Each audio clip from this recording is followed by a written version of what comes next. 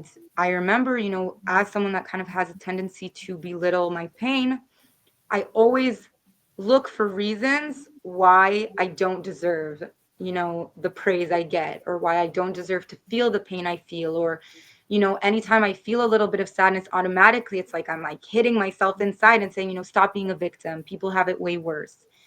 And as a child, growing up with myself as like my own abuser, it was a very, very hard thing to realize in the here and now. And I felt at the start, when I was processing everything, that one of the things I felt the most was this guilt of, I don't feel like I even have a voice here and like I have the right to speak, because technically I had an easy escape.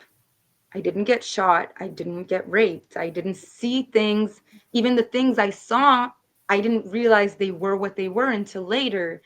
I managed to get out with the car. I didn't have to physically go through the feeling of seeing bullets flying over my head and missing me by a second, and seeing people fall down around me and running for my life physically. And I remember those were feelings where I felt like, why would anyone want to hear my voice? Why should I even take up space as a survivor to talk about my trauma? And I kind of beat up myself about that for a very, very, very long time. And it was something that, would come about in nightmares, in daydreams, horrific things, almost like my brain was trying to overcompensate for the things the fact that my escape was, again, I say easy like this because nowadays I know that this was just destructive thoughts and intrusive thoughts that typical Ella was used to giving herself. But you have this with a situation that isn't like, a normative situation you go through in your life. Like, this is a very, very severe situation. And so the guilt, the pain, everything is amplified. And I I felt that I felt like I couldn't speak, like I didn't have the right to. And I remember that was kind of one of the things that I talked about a lot with therapists at the start. And, one therapist kind of said to me, Ella, let's say you know, you broke your arm and your friend just broke both of his legs. Are you going to compare the two? Yeah, maybe you think his situation is harder, but one comparison is, it's not just the thief of joy, it's the cause of a lot of pain. And one person's pain doesn't take away from the others. And she kind of said to me, think about it neutrally. Okay, he lost two legs and he needs to learn how to walk and function without the two legs. But you lost an arm. Do you need to learn how to do things now without an arm? Factually, do you need to learn how to live with the circumstances that you experienced? And the answer is yes. And suddenly, when I kind of took it to this neutral understanding and not kind of like my own, belittling myself that I was used to do, I kind of realized, not only is every single person's journey and escape story a part of a bigger story, that kind of has to do with everything that was in us before this day. Our characteristics, our personalities, our weakness points. I think, and I think a lot of survivors that I've spoken to kind of say that, everything they went through that day was kind of like a mirror of a lot of things that they were facing in their lives before. And all of this kind of came about in this one moment, one situation. And so I think it's almost ironic how, for someone who tends to never accept her pain and always feel like I'm not doing enough, and always feel like, even if I had gotten shot, I know myself, that still wouldn't have been enough for me, because I would have said, well, he got shot twice.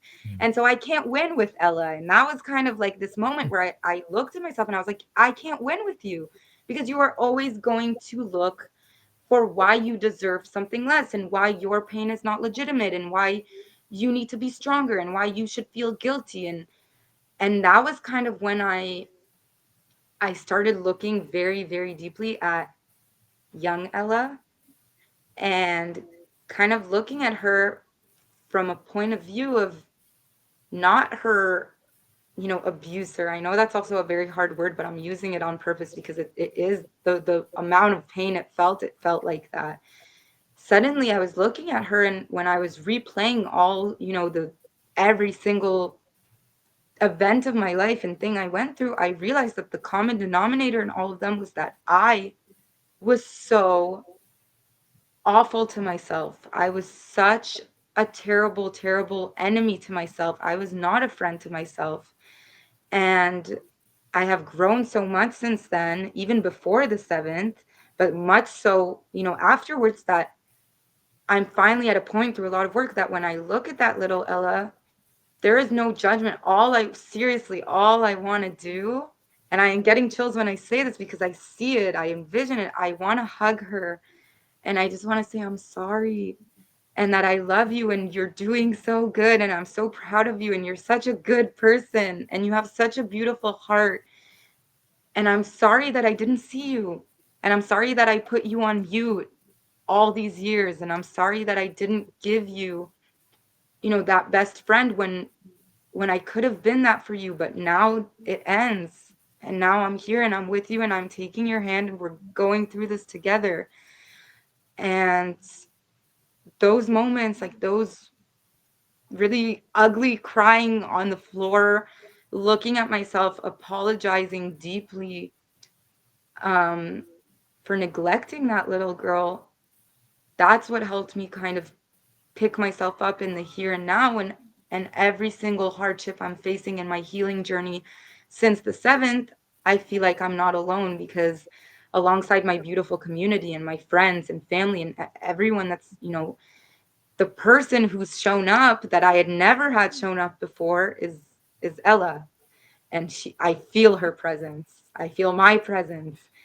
And I think that's probably my biggest win out of all of this is that I get to a point where I genuinely I love myself today and I am my best friend and I'm not just saying these pretty words. I feel it in my soul.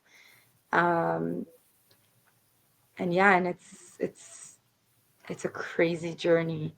I never thought I would actually be at the point where I could say these words out loud, let alone that these words would help me see the world in a different way than what I had seen and help others through sharing this, people that maybe feel the same, relate on the deepest levels of it. Um, yeah. You're magnificent, Ella. You're magnificent. Thank you.